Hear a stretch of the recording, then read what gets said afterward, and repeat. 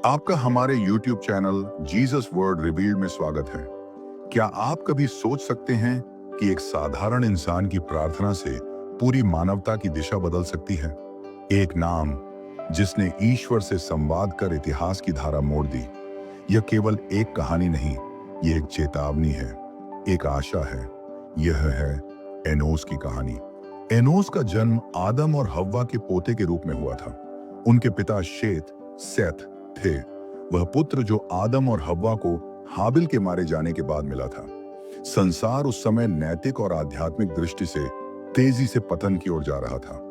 लोग स्वार्थ, लालच और हिंसा में डूब चुके थे। एनोस का जन्म ऐसे ही एक समय में हुआ जब लोग ईश्वर को भूलते जा रहे थे। यह वह युग था जहां आत्मा की पुकार दब चुकी थी और संसार केवल शरीर की इच्छाओं में उलझा हुआ था। लेकिन एनोस बचपन से ही अलग था। शेत एक धर्मपरायण पुरुष थे।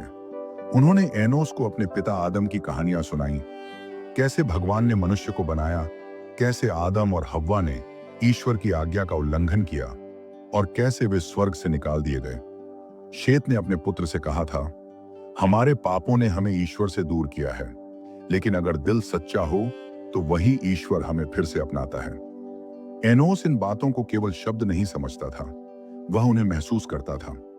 एक दिन एनोस अपने पशुओं को लेकर दूर पहाड़ियों में गया। उस रात उसे अकेले रहना पड़ा। आकाश में तारे चमक रहे थे और हवा की सरसराहट किसी अनकहे रहस्य की तरह प्रतीत हो रही थी। उसी रात पहली बार एनोस को भीतर से एक अजीब पुकार सुनाई दी। क्या तू मुझे सुन सकता है? वह चौंका। आसपास कोई नहीं था। यह उसकी आत्मा थी या शायद ईश्वर? उस रात एनोस ने घुटनों पर बैठकर प्रार्थना की। यह कोई औपचारिक प्रार्थना नहीं थी, यह एक पुकार थी, टूटी हुई आत्मा की पुकार। हे ईश्वर, यदि तू है तो मुझे जान ले, मेरी आत्मा को शांति दे। वह पूरी रात प्रार्थना करता रहा। आंसू बहते रहे, शब्द नहीं थे, बस भाव थे। सुबह होते होते कुछ बदल चुका था। उसकी आंखों में प्रकाश था, जैसे ईश्वर ने उसे छू लिया हो। एनोस जब घर लौटा, उसने देखा कि लोग अब और अधिक भटक चुके थे। गांवों में मूर्ति पूजा शुरू हो चुकी थी। बलि दी जाती थी, लेकिन बिना श्रद्धा के। एनोस ने कोशिश की कि लोगों को चेताए, तुम जिस राह पर चल रहे हो वह विनाश की ओर है, ईश्वर को खोजो। लोग हंसे, कुछ ने उसे पागल कहा, लेकिन वह रुका नहीं। एक रात एनोस को स्वप्न में एक दृष्टि मिली, एक विशाल तूफान, जल प्रलय और एक आवाज, जो मेरी ओर लौटेंगे मैं उन्हें बचा लूंगा, लेकिन जो विद्रोह करेंगे वे मिटा दिए जाएंगे। सुबह उसने लोगों को यह बात बताई, लेकिन उन्हें यह कहानी लगी। सिर्फ कुछ लोग उसकी बातों को सुनने लगे। उनमें एक छोटा बालक भी था जिसका नाम था हनोक। एनोस अब हर दिन प्रार्थना करता। उसका शरीर कमजोर हो गया था, लेकिन आत्मा प्रज्वलित थी। लोग उसकी उपस्थिति में चुप हो जाते थे, जैसे कोई शक्ति वहां मौजूद हो। उसने एक स्थान बनाया, प्रार्थना की गुफा, जहां वह दिन रात प्रार्थना करता। यह वही स्थान बना जहां पहली बार मानवता ने सामूहिक रूप से ईश्वर को पुकारा। धीरे धीरे कुछ परिवार एनोस के पास आने लगे। वे जीवन की सच्चाई को जानना चाहते थे। उन्होंने ईश्वर से संवाद की कोशिश की और यहीं से एक नई शुरुआत हुई। यह वही क्षण था जब मानवता ने पहली बार पूरे हृदय से ईश्वर को पुकारा और एनोस इसका माध्यम बना। परंतु हर रोशनी के साथ एक अंधकार आता है। गांवों के कुछ स्वार्थी नेता एनोस से चिढ़ने लगे। उन्होंने अफवाहें फैलाई कि एनोस झूठा है, कि वह लोगों को बहका रहा है। उन्होंने एनोस पर हमला भी करवाया, लेकिन हर बार वह बाल बाल बच गया। जिसे ईश्वर छूता है उसे मनुष्य क्या हानि पहुंचा सकता है, एनोस ने कहा। इस पहले भाग का अंत वहां होता है जहां एनोस अपने अनुयायियों के साथ प्रार्थना कर रहा होता है। आसमान में बिजली चमकती है और दूर कहीं कुछ बड़ा होने वाला है। पिछले भाग के समापन पर हमने देखा कि एनोस की प्रार्थना से लोगों में जागृति आने लगी थी। कुछ परिवार लौटे थे परमेश्वर की ओर, लेकिन अधिकांश जनसंख्या अभी भी अज्ञान, मूर्ति पूजा और पापों में डूबी थी। बाहरी दृष्टि से संसार वैसा ही लग रहा था, हंसी, उत्सव, व्यापार और युद्ध, लेकिन भीतर एक आत्मिक द्वंद्व चल रहा था। पाप अपने चरम की ओर बढ़ रहा था। इसी पृष्ठभूमि में जन्म हुआ एक ऐसे बालक का जो भविष्य का चेहरा था, हनोक, इनोक। हनोक का जन्म एक अत्यंत साधारण परिवार में हुआ, लेकिन उसकी मां ने जन्म के समय ही कह दिया था, इस बालक की आंखों में वह आकाश है जो मैंने कभी देखा नहीं। ये कुछ अलग है। हनोक का नाम रखा गया, जिसका अर्थ था समर्पित, शुद्ध। एनोस को जब पहली बार हनोक से मिलवाया गया, तो उन्होंने बालक के माथे पर हाथ रखते हुए कहा, इसमें वह अग्नि है जो मेरी आत्मा में वर्षों से जल रही है। ईश्वर इससे कुछ विशेष करवाएगा। हनोक जब 12 वर्ष का हुआ, तो उसने अपने जीवन में पहली बार स्वप्न देखे, लेकिन वे साधारण नहीं थे। स्वप्न में उसने देखा एक विशाल पुस्तक जो स्वयं हवा में खुल रही थी, चमकते प्राणी जो आकाश से नीचे उतरते थे, मनुष्यों की चीखें और एक प्रकाश जो सबको ढक लेता था। उसने एनोस से यह सब बताया। एनोस गंभीर हो गए। यह तुम्हारे लिए ईश्वर का संदेश है हनोक, तुम्हें सुनना और समझना होगा। जैसे जैसे हनोक बड़ा हुआ, उसने समाज की गंदगी को और गहराई से देखना शुरू किया। बलात्कार, हत्या, बलि के नाम पर निर्दोषों का संहार, और सबसे दुखद, लोगों की आत्मा अब इन पापों को पाप मानती ही नहीं थी। हनोक ने अकेले चलना शुरू किया। वह पहाड़ियों, जंगलों और नदियों के किनारे जाता और एक ही बात दोहराता, हे ईश्वर, मुझे मार्ग दिखा। ये पृथ्वी क्यों अंधकार में डूबती जा रही है? और एक दिन उसे उत्तर मिला। हनोक को रात में एक दर्शन हुआ। वह एक ऊंचे पर्वत पर खड़ा था। उसके सामने एक महान पुस्तक रखी गई, आगामी काल का ग्रंथ। पुस्तक खुली और उसमें दृश्य आए, पृथ्वी पर जल प्रलय, एक महान नाव जो जीवन को बचा रही थी, और फिर समय के अंत में एक अंतिम न्याय का दृश्य जहां सब कुछ उजागर हो रहा था। हनोक घबरा गया। ईश्वर, यह क्या है? यह सत्य है, जो होगा उसे लिखा जा चुका है। उत्तर मिला। हनोक ने अपनी भविष्यवाणियां बोलनी शुरू की। हे मनुष्यों, अपने पापों से पश्चाताप करो, ईश्वर न्याय करने वाला है। समय आ रहा है जब वह इस पृथ्वी को शुद्ध करेगा। लोग हंसे, ताने मारे, ये लड़का पागल हो गया है। कौन सा न्याय? हम वर्षों से ऐसे ही जी रहे हैं। लेकिन कुछ लोग फिर भी खींचने लगे। वे एनोस और हनोक के शिविरों में आने लगे, और वहां उन्हें कुछ ऐसा अनुभव होता था जो कहीं और नहीं। हनोक के बढ़ते प्रभाव से समाज के शासक डरने लगे। उन्होंने सभा बुलाई। यदि यह लड़का ऐसे ही बोलता रहा, तो लोग हमारे नियंत्रण से बाहर हो जाएंगे। हनोक को बुलाया गया। उससे पूछा गया, क्या तू मानता है कि हम पापी हैं? हाँ। यदि तुम ईश्वर की राह से भटके हो, तो हाँ। सभा क्रोधित हो गई। इसे दंड दिया जाए। लेकिन जब उन्हें बंदी बनाने की कोशिश की गई, तो आकाश में एक तेज प्रकाश हुआ, और हनोक का शरीर उस प्रकाश से ढक गया। वे भयभीत हो गए और पीछे हट गए। एनोस अब वृद्ध हो चुके थे। उन्होंने हनोक को पास बुलाया। तू वह है जिसकी मैं वर्षों से प्रतीक्षा कर रहा था। अब यह कहानी तेरे कंधों पर है। हनोक की आंखों में आंसू थे। परंतु यह मार्ग अकेला है। जो सत्य के साथ चलता है, वह कभी अकेला नहीं होता। एनोस ने उत्तर दिया। यह उनकी अंतिम भेंट थी। हनोक, वह जो परमेश्वर के साथ चला, बाइबल कहती है, और हनोक परमेश्वर के साथ चला, और वह नहीं रहा, क्योंकि परमेश्वर ने उसे उठा लिया। हनोक की जीवन यात्रा में एक समय ऐसा आया जब वह जंगल की एक यात्रा से लौटकर नहीं आया। उसे किसी ने मरा हुआ नहीं देखा, कोई शव नहीं मिला।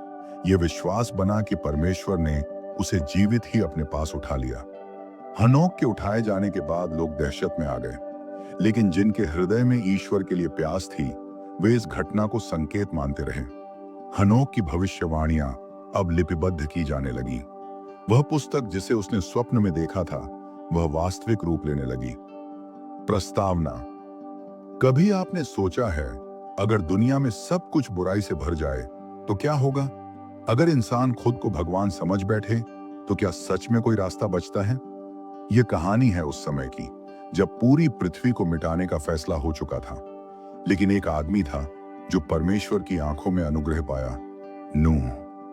यह केवल एक नाव की कहानी नहीं, यह एक नई शुरुआत की कहानी है। हनोक के बाद समय बीता। पृथ्वी पर लोगों की संख्या तेजी से बढ़ी, लेकिन बढ़ती संख्या के साथ साथ पाप भी बढ़ा। लोगों ने खुद को ईश्वर से ऊपर समझना शुरू कर दिया था। धरती पर हिंसा आम हो चुकी थी। स्त्रियां वस्तु बन चुकी थी। ताकतवर लोगों ने कमजोरों को गुलाम बना लिया था। देवदूतों के पतन से जन्मे नेफिलिम दैत्यों ने पृथ्वी पर अत्याचार बढ़ा दिया।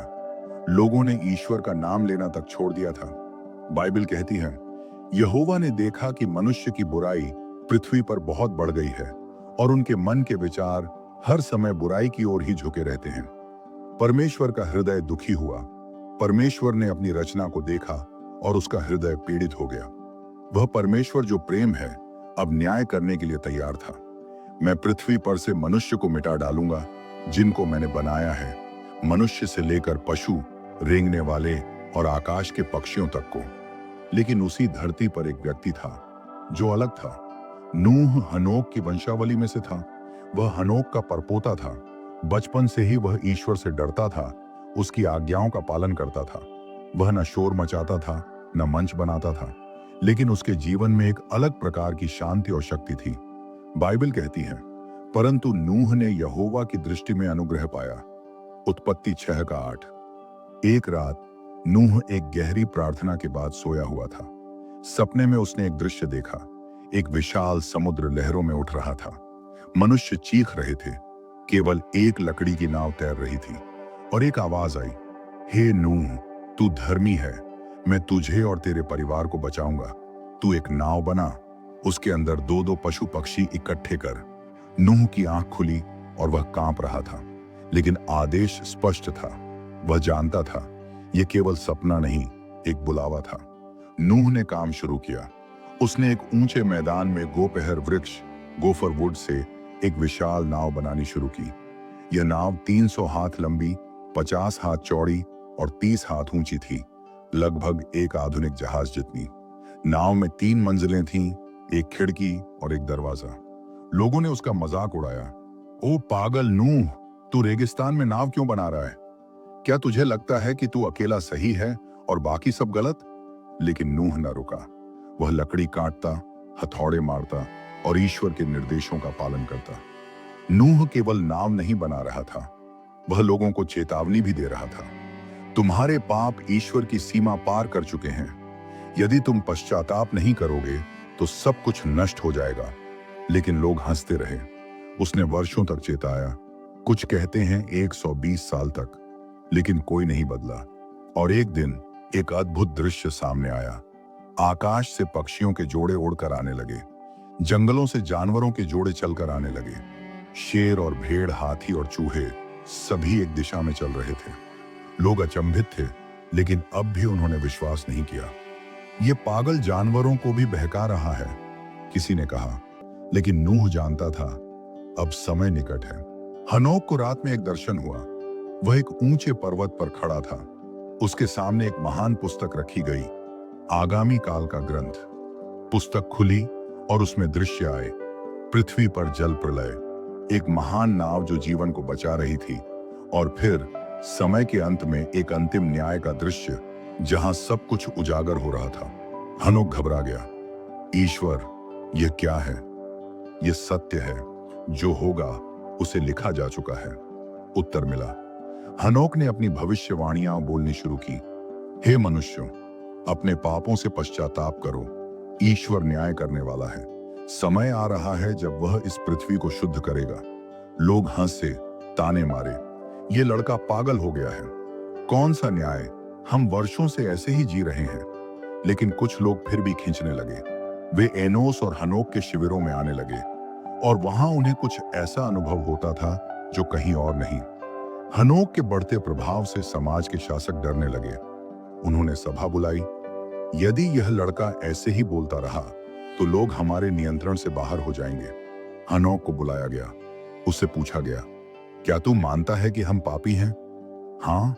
यदि तुम ईश्वर की राह से भटके हो तो हाँ। सभा क्रोधित हो गई। इसे दंड दिया जाए। लेकिन जब उन्हें बंदी बनाने की कोशिश की गई तो आकाश में एक तेज प्रकाश हुआ और हनोक का शरीर उस प्रकाश से ढक गया।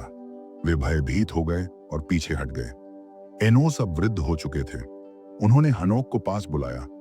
तू वह है जिसकी मैं वर्षों से प्रतीक्षा कर रहा था। अब यह कहानी तेरे कंधों पर है। हनोक की आंखों में आंसू थे। परंतु यह मार्ग अकेला है। जो सत्य के साथ चलता है वह कभी अकेला नहीं होता। एनोस ने उत्तर दिया। यह उनकी अंतिम भेंट थी। हनोक, वह जो परमेश्वर के साथ चला, बाइबल कहती है, और हनोक परमेश्वर के साथ चला और वह नहीं रहा क्योंकि परमेश्वर ने उसे उठा लिया। हनोक की जीवन यात्रा में एक समय ऐसा आया जब वह जंगल की एक यात्रा से लौटकर नहीं आया। उसे किसी ने मरा हुआ नहीं देखा, कोई शव नहीं मिला। यह विश्वास बना कि परमेश्वर ने उसे जीवित ही अपने पास उठा लिया। हनोक के उठाए जाने के बाद लोग दहशत में आ गए, लेकिन जिनके हृदय में ईश्वर के लिए प्यास थी, वे इस घटना को संकेत मानते रहे। हनोक की भविष्यवाणियां अब लिपिबद्ध की जाने लगी। वह पुस्तक जिसे उसने स्वप्न में देखा था, वह वास्तविक रूप लेने लगी। प्रस्तावना। कभी आपने सोचा है, अगर दुनिया में सब कुछ बुराई से भर जाए तो क्या होगा? अगर इंसान खुद को भगवान समझ बैठे तो क्या सच में कोई रास्ता बचता है? यह कहानी है उस समय की जब पूरी पृथ्वी को मिटाने का फैसला हो चुका था, लेकिन एक आदमी था जो परमेश्वर की आंखों में अनुग्रह पाया, नूह। यह केवल एक नाव की कहानी नहीं, यह एक नई शुरुआत की कहानी है। हनोक के बाद समय बीता। पृथ्वी पर लोगों की संख्या तेजी से बढ़ी, लेकिन बढ़ती संख्या के साथ साथ पाप भी बढ़ा। लोगों ने खुद को ईश्वर से ऊपर समझना शुरू कर दिया था। धरती पर हिंसा आम हो चुकी थी, स्त्रियां वस्तु बन चुकी थीं, ताकतवर लोगों ने कमजोरों को गुलाम बना लिया था। देवदूतों के पतन से जन्मे नेफिलिम, दैत्यों ने पृथ्वी पर अत्याचार बढ़ा दिया। लोगों ने ईश्वर का नाम लेना तक छोड़ दिया था। बाइबल कहती है, यहोवा ने देखा कि मनुष्य की बुराई पृथ्वी पर बहुत बढ़ गई है और उनके मन के विचार हर समय बुराई की ओर ही झुके रहते हैं। परमेश्वर का हृदय दुखी हुआ। परमेश्वर ने अपनी रचना को देखा और उसका हृदय पीड़ित हो गया। वह परमेश्वर जो प्रेम है, अब न्याय करने के लिए तैयार था। मैं पृथ्वी पर से मनुष्य को मिटा डालूंगा जिनको मैंने बनाया है, मनुष्य से लेकर पशु, रेंगने वाले और आकाश के पक्षियों तक को। लेकिन उसी धरती पर एक व्यक्ति था जो अलग था। नूह हनोक की वंशावली में से था। वह हनोक का परपोता था। बचपन से ही वह ईश्वर से डरता था, उसकी आज्ञाओं का पालन करता था। वह न शोर मचाता था, न मंच बनाता था, लेकिन उसके जीवन में एक अलग प्रकार की शांति और शक्ति थी। बाइबल कहती है, परंतु नूह ने यहोवा की दृष्टि में अनुग्रह पाया। उत्पत्ति 6:8। एक रात नूह एक गहरी प्रार्थना के बाद सोया हुआ था। सपने में उसने एक दृश्य देखा। एक विशाल समुद्र लहरों में उठ रहा था। मनुष्य चीख रहे थे। केवल एक लकड़ी की नाव तैर रही थी और एक आवाज आई, हे नूह, तू धर्मी है, मैं तुझे और तेरे परिवार को बचाऊंगा।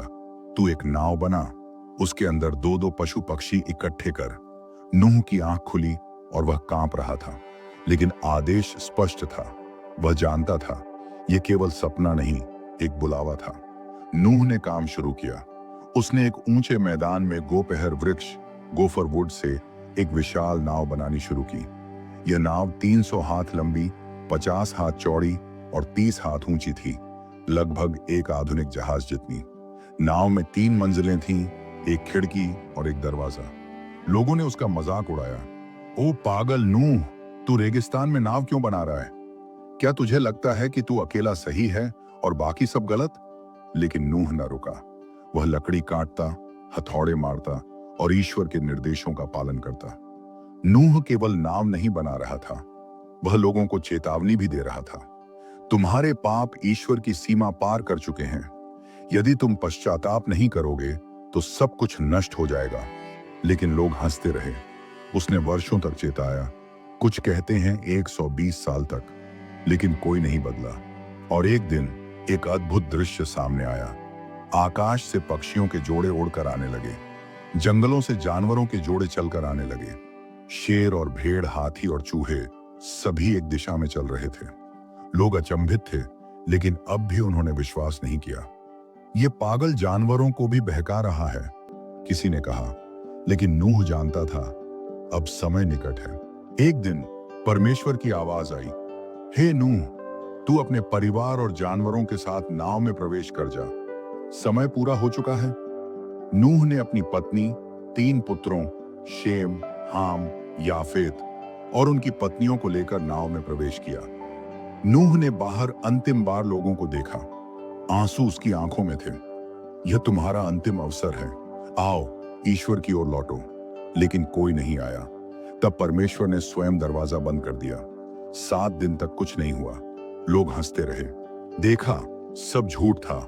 लेकिन फिर बादल गहराने लगे, बिजली चमकी, धरती फटने लगी और बारिश गिरने लगी। धीरे धीरे नहीं, तेज, भयंकर, लगातार। बाइबल कहती है, सारी पृथ्वी के जल स्रोत फूट पड़े और आकाश के जल के द्वार खुल गए। उत्पत्ति 7 का 11। लोग भागने लगे, चिल्लाने लगे, नाव को पुकारने लगे। लेकिन बहुत देर हो चुकी थी। बारिश 40 दिन और 40 रात तक गिरती रही। धरती पूरी तरह जलमग्न हो गई। पहाड़ तक ढक गए। केवल नूह की नाव ही तैर रही थी, एक छोटी सी आशा की किरण एक अंधेरी दुनिया में। नूह और उसके परिवार ने ईश्वर पर भरोसा बनाए रखा। नाव झूलती रही। वे पशुओं की देखरेख करते रहे, प्रार्थना करते रहे और प्रतीक्षा करते रहे। बाइबल कहती है, नूह और उसके साथ जितने थे वे जल के ऊपर 150 दिन तक जीवित रहे। शांति की खोज, कबूतर और जैतून की डाली। नूह ने जल के कम होने के बाद एक कौवा भेजा जो लौटकर नहीं आया। फिर उसने एक कबूतर भेजा जो वापस लौटा। कुछ दिनों बाद उसने फिर से कबूतर भेजा और इस बार वह जैतून की डाली लेकर लौटा। इसका अर्थ था, पृथ्वी पर अब जीवन की शुरुआत हो रही है। एक दिन परमेश्वर ने कहा, अब तू और तेरे परिवार के सब लोग बाहर आ जाओ। नूह ने नाव का दरवाजा खोला। धरती पर उसका पहला कदम शांति का था। आकाश में इंद्रधनुष था। नूह ने सबसे पहले एक वेदी बनाकर परमेश्वर को धन्यवाद दिया। तभी परमेश्वर ने नूह से कहा, मैं पृथ्वी को फिर कभी जल से नष्ट नहीं करूंगा।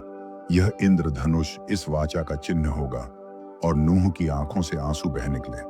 उसने जो खोया था वह अपूरणीय था, लेकिन जो बचा था वह भविष्य था। या फिर दोबारा वही अहंकार, वही विद्रोह और वही त्रासदी। ये भाग उस गुम्मट की कहानी है जिसे इंसान ने स्वर्ग छूने के लिए बनाया, लेकिन खुद उसकी नींव ही उसे तोड़ने को काफी थी। यह है बेबिल का गुम्मट, जहां भाषा टूटी, लोग बंटे और इतिहास ने करवट ली। जल प्रलय के बाद धरती शांत हो गई। नूह, उसकी पत्नी और उनके 3 पुत्रों शेम, हाम और याफेत ने नई जिंदगी की शुरुआत की। वे एक वीरान दुनिया में पहले किसान, पहले कारीगर, पहले शिक्षक थे। उन्होंने खेत जोते, फसलें उगाईं, पशु पाले और बस्तियां बसाईं। उनके बच्चों और आगे की पीढ़ियों ने पूरी पृथ्वी में फैलना शुरू किया। परमेश्वर ने एक नया आदेश दिया, फलवंती हो और पृथ्वी में भर जाओ। लेकिन धीरे धीरे जैसे जनसंख्या बढ़ी, वैसा ही बढ़ा अहंकार। सैकड़ों साल बीत चुके थे। नूह के वंशज अब दुनिया के विभिन्न क्षेत्रों में बस चुके थे, लेकिन कुछ लोग विशेष रूप से हाम की वंशावली से एकजुट होकर एक मैदान में आ बसे। यह स्थान था शिनार की घाटी, आज का इराक क्षेत्र। वहां की भूमि उपजाऊ थी, वहां जल की कमी नहीं थी, वहां लोगों की महत्वाकांक्षा सबसे अधिक थी। और वहीं आया इतिहास का सबसे घातक विचार, मनुष्य का घमंड। आओ हम स्वर्ग छू लें। एक दिन वहां के नेताओं में से एक, निम्रोद, ने कहा, हम एक शहर बनाएंगे, ऐसा शहर जो पूरी दुनिया में प्रसिद्ध हो। हम एक गुम्मट बनाएंगे जो आकाश को छुए, ताकि हमें कोई बिखेर न सके। लोगों ने तालियां बजाईं। उनकी भाषा एक थी, उनकी सोच एक थी, और अब उनका लक्ष्य भी एक था, ईश्वर के स्थान को लेना। यह केवल एक इमारत नहीं थी, यह बगावत थी, परमेश्वर के विरुद्ध। निर्माण का आरंभ लोगों ने काम शुरू किया। उन्होंने ईंटें पकाईं, मिट्टी को आग में तपाया, उन्होंने गाड़े से दीवारें जोड़ी और धीरे धीरे एक विशाल गुम्मट ऊपर चढ़ने लगा। बेबिल का गुम्मट, बब एल, स्वर्ग से होड़ लेता हुआ अपनी ऊंचाई में, अपने घमंड में बढ़ता गया। लोगों की बातों में अब बदलाव था। हम किसी ईश्वर के नहीं, अपने भाग्य के मालिक हैं। हमारा नाम इतिहास में अमर होगा। हम ही स्वर्ग बनाएंगे, धरती पर ही। परमेश्वर की दृष्टि जब यह सब हो रहा था, परमेश्वर ने स्वर्ग से देखा। बाइबल कहती है, यहोवा ने उतरकर देखा कि मनुष्य क्या बना रहा है, और वह कहने लगा, अब वे एक हो गए हैं और एक ही भाषा बोलते हैं। अब कुछ भी जो वे करना चाहें, वह उनके लिए असंभव नहीं होगा। परमेश्वर को कोई डर नहीं था, लेकिन वह जानता था, यदि यह घमंड नहीं रोका गया तो फिर विनाश निश्चित है। परमेश्वर का हस्तक्षेप भाषा का भ्रम। परमेश्वर ने एक अद्भुत और निर्णायक कार्य किया। एक सुबह जब लोग निर्माण में व्यस्त थे, एक राजमिस्त्री ने मजदूर से पानी मांगा, लेकिन वह समझ ही नहीं पाया। एक पत्थर उठाने वाला गाली देने लगा, लेकिन उसके शब्द किसी को समझ नहीं आए। कुछ लोग चिल्लाए, कुछ रोए, लेकिन कोई किसी को समझ ही नहीं पा रहा था। परमेश्वर ने उनकी भाषा बदल दी थी। हर समूह को एक अलग भाषा मिल गई। कुछ को अरबी, कुछ को हिंदी, कुछ को मिस्री, कुछ को हिब्रू, कुछ को सुमेरियन। एकता टूटी, भ्रम फैल गया। बिखरती मानवता अब जो एक थे, वे अलग हो गए। लोग अपने अपने भाषा समूहों में बंट गए। कुछ पूर्व की ओर चले गए, चीन और भारत की ओर। कुछ पश्चिम गए, यूरोप और अफ्रीका की ओर। कुछ दक्षिण, अरेबिया और मिस्र की ओर। गुम्मट अधूरा रह गया। बेबिल अब केवल एक टूटा हुआ ढांचा था, एक घमंड की निशानी। बेबिल बगावत का प्रतीक, बेब एल का अर्थ था ईश्वर का द्वार, लेकिन परमेश्वर ने उसका अर्थ बदल दिया, भ्रम। बेबिल अब केवल ईंटों का ढेर नहीं था, वह इस बात की गवाही था कि जब इंसान परमेश्वर को छोड़ता है, जब वह स्वर्ग छूने का प्रयास करता है अपने बल से, तो उसकी सबसे बड़ी ऊंचाई उसका सबसे बड़ा पतन बन जाती है। नूह का अंत और एक भविष्यवाणी। नूह अब बूढ़ा हो चुका था। उसने यह सब देखा। जल प्रलय के बाद उसने सोचा था कि मानवता बदल जाएगी, लेकिन बेबिल की घटना ने उसे निराश कर दिया। मृत्यु से पहले नूह ने अपने पुत्रों को आशीर्वाद और चेतावनी दी। हे शेम, तेरी वंशजों से एक उद्धारकर्ता आएगा। हे हाम, तेरा घमंड तुझे बांधेगा। हे याफेत, तू फैल जाएगा, परंतु शेम के तंबुओं में वास करेगा। वंशों का विभाजन और भविष्य का अंकुर बेबिल के बाद इतिहास ने नया मोड़ लिया। शेम की वंशावली से आगे चलकर अब्राहम, इसहाक, याकूब और दाऊद आएंगे। हाम के वंशज मिस्र, कनान और बाबुल की सभ्यताएं बनाएंगे, परंतु बगावत से भरी। याफेत के वंशज यूरोपीय, यूनानी और रोमन सभ्यताओं की नींव रखेंगे। बेबिल का गुम्मट इतिहास की शुरुआत था, लेकिन साथ ही उस उद्धारक की प्रतीक्षा भी जो सबको फिर से एक कर सके। अगर ये कहानी आपको अच्छा लगा तो चैनल को सब्सक्राइब करें और बेल आइकन को दबाना न भूलें, क्यों कि अगली कहानी आप तक पहुंच सके। धन्यवाद।